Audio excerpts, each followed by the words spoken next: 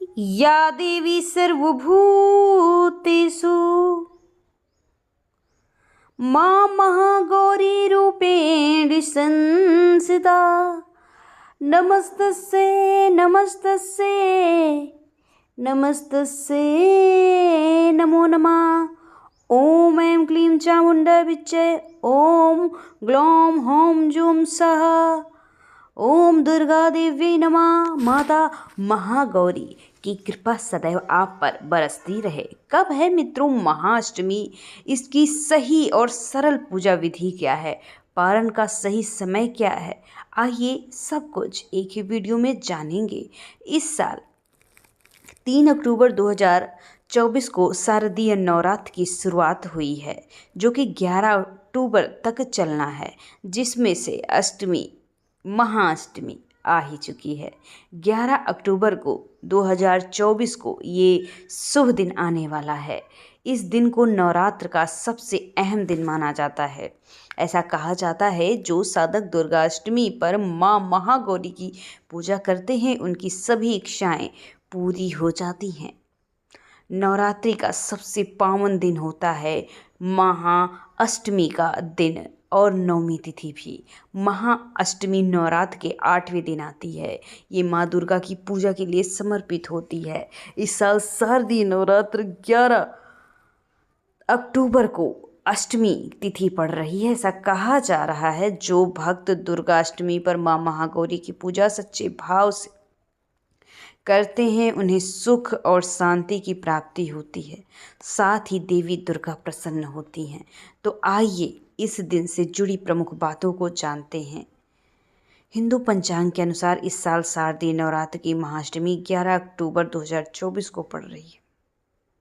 पंचांग को देखते हुए अश्विन माह के शुक्ल पक्ष की अष्टमी तिथि 10 अक्टूबर को दोपहर 12:31 पर शुरू होगी। वहीं इसका समापन 11 अक्टूबर 2024 को 12:06 पर होगा।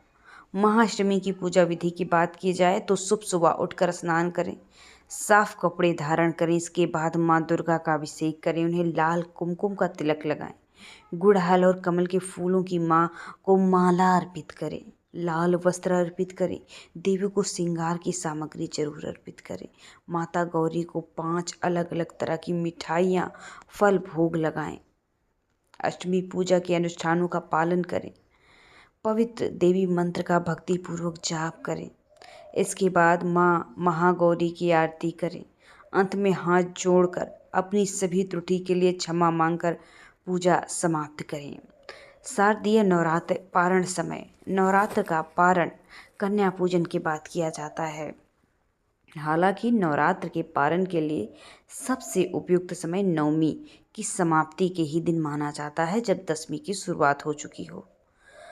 इसके लिए आप महागौरी का ये मंत्र या देवी सर्वभूतेषु माँ गौरी रूपेण संस्था नमस्तस्यै नमस्तस्यै नमस्तस्यै नमो नमः का जाप करते हुए सारा दिन माँ को याद करते हुए उनसे अपने मन की बातों को कह सकते हैं। मित्रों, एक बार शुभ मुहूर्त आप फिर से नोट कर सकते हैं। अष्टमी तिथि प्रारंभ 10 अक्टूबर 2024 को 12:31 से शुरू होने वाली है। वहीं इसके दूसरे दिन महाअष्टमी की समाप्ति की बात की जाए तो 11 अक्टूबर 2024 को दोपहर 12:06 तक रहेगी। महागौरी का स्वरूप। माँ दुर्गा के 9 स्वरूपों में 8वें दिन अष्टमी की देवी माता महागौरी आती हैं। अष्टमी तिथि पर देवी महागौरी की पूजा की जाती है। महागौरी माता पार्वती का ही एक रूप है, अनेक नाम से प्रकट होती हैं। इनका रूप पूर्णतः गौर वर्ण का है। इनकी उपमा शंख, चंद्र और कुंद के फूल से दी गई है। अष्टवर्षा भवेद गौरी यानी इनकी आयु 8 साल की मानी गई है। इनके सभी आभूषण सफ़ेद हैं, इसलिए उन्हें श्वेतांबर धरा कहा गया है। 4 भुजाएं हैं और वृषभ वाहन पर इसी वृषारूढ़ा को विराजमान माना जाता है। इनके ऊपर वाला दाहिने हाथ में अभय मुद्रा, नीचे हाथ में त्रिशूल धारण किए हैं।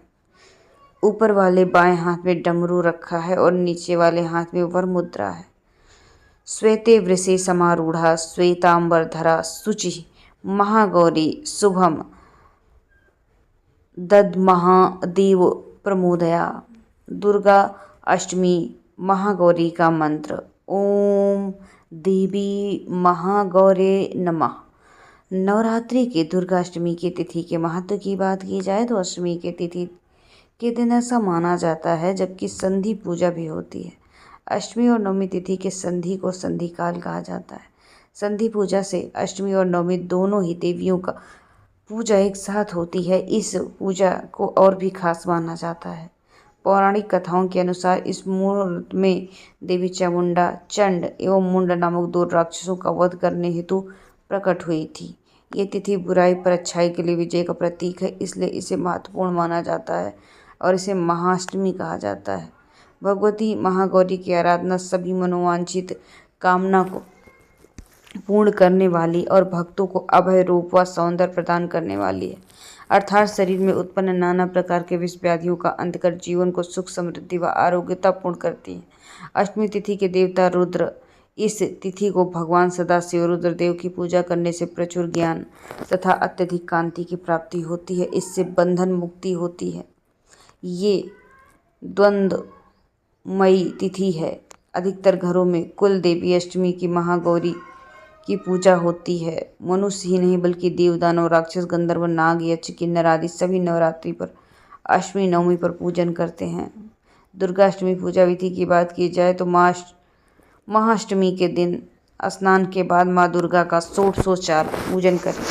महाअष्टमी के दिन माँ दुर्गा के 9 रूपों की पूजा होती है, इसलिए इस दिन मिट्टी के 9 कलश रखे जाते हैं और देवी दुर्गा के 9 रूपों में इनका आह्वान किया जाता है। अष्टमी के दिन कुल देवी की पूजा के साथ ही माँ महाकाली, दक्षिण काली, भद्रकाली, महाकाली की आराधना की जाती है। अष्टमी माता को नारियल का भोग लगाते हैं, लेकिन इस दिन नारियल खाना निषेध है क्योंकि इसे खाने से बुद्धि का नाश हो जाता है। माता महागौरी अन्नपूर्णा का रूप है। इस दिन माता अन्नपूर्णा की पूजा होती है, इसलिए अष्टमी के दिन कन्या भोज ब्राह्मणों को भोजन कराया जाता है। खीर, मालपुआ, मीठा हलवा, पूरण पोली, केले, नारियल, मिष्ठान, घीवर, घी, शहद, तिल, गुड़ माता को अर्पित किया जाता है। यदि अष्टमी को पारण कर रहे हैं तो विधि के प्रकार से महागौरी का पूजन कर भजन कीर्तन इत्यादि उत्सव मनाना चाहिए। विधि प्रकार से पूजा हवन तथा 9 कन्याओं को भोजन अवश्य कराएं। उनको उपहार स्वरूप कुछ दें जरूर, ताकि वो प्रसन्न होकर आपके घर से जाएं। अगर वो प्रसन्न है तो समझ लीजिए माता रानी खुद आके आपको दर्शन देकर प्रसन्न होकर गई हैं। वैसे भी कहा जाता है कन्याओं में माँ दुर्गा स्वयं विराजमान होती हैं। हलवा, खीर आदि प्रसाद वितरित जरूर करें। जो आपके बस में हो उन्हें प्रेम से खिलाएं। ध्यान रहे लहसुन प्याज का खाने में बिल्कुल इस्तेमाल ना करें। ऐसे दिन में माता के भोग में सात्विक भोजन का ही इस्तेमाल करें। माँ महागौरी प्रसन्न होंगी। दुर्गा अष्टमी की देवी माँ महागौरी की कहानी की बात की जाए तो परम कृपालु माँ महागौरी कठिन तपस्या कर गौर वर्ण को प्राप्त कर भगवती महागौरी के नाम से संपूर्ण विश्व में विख्यात हुई।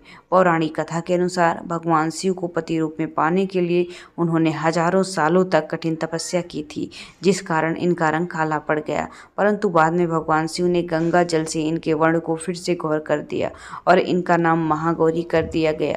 अपने पार्वती रूप में इन्होंने भगवान शिव को पति रूप में प्राप्त करने के लिए बड़ी कठोर तपस्या की थी।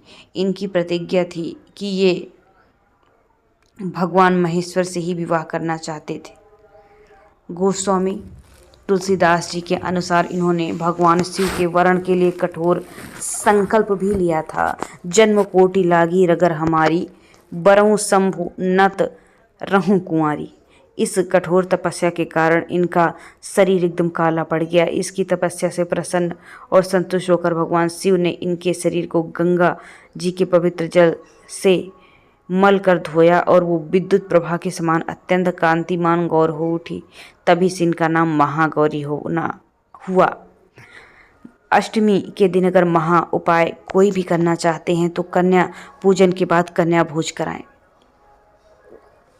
उनको हलवा, पूरी, चना, खीर, जो भी आपको हो सके, साथ में एक एक फल उनको अर्पित करें, चुनरी चढ़ाएं उनके ऊपर, सप्तशती के उत्तर चरित्र का पाठ करें, संधि पूजा करें। संधि पूजा अष्टमी के समापन और नवमी के तिथि के प्रारंभ के समय होती है। देवी मंदिर में लाल रंग की ध्वजा अर्पित करें, चाहे तो मंदिर के गुंबद पे ही लगा दें। इस दिन सुहागिन अम्बा माता को चांदी के सिक्के और अन्य श्रृंगार की सामग्री भेंट करती हैं। प्रसाद भी आप मंदिर में चढ़ा सकते हैं या किसी मंदिर में दान दे सकते हैं। अष्टमी पर शनि का प्रभाव रहता है। इस दिन माता की अच्छे से आराधना करने से शनि के प्रभाव से भी माता रक्षा करती हैं, प्रसन्न होती हैं, मनोवांछित फल देती हैं। अष्टमी के दिन माता के मंदिर में जाकर लाल चुंदरी में मखाने बतासे के साथ सिक्के मिलाकर देवी को अर्पित करना चाहिए। इसके साथ देवी को मालपुआ और खीर का भोग भी लगाना चाहिए। अष्टमी के दिन हवन करना शुभ माना जाता है। नवरात्रि के 8वें दिन मां महागौरी की पूजा की जाती है, इसलिए इस दिन भोग, रंग और फूल से जुड़ी कुछ खास बातें हैं, आइए जान लेते हैं। मां महागौरी को नारियल का भोग लगाना चाहिए। भोग लगाने के बाद इसे प्रसाद के रूप में वितरित करना चाहिए। मां महागौरी को मोगरे का फूल अति पसंद होता है। इस दिन मां के चरणों में मोगरे के फूल अर्पित करना शुभ माना जाता है। मां महागौरी की पूजा करते समय गुलाबी रंग के वस्त्र पहनने चाहिए।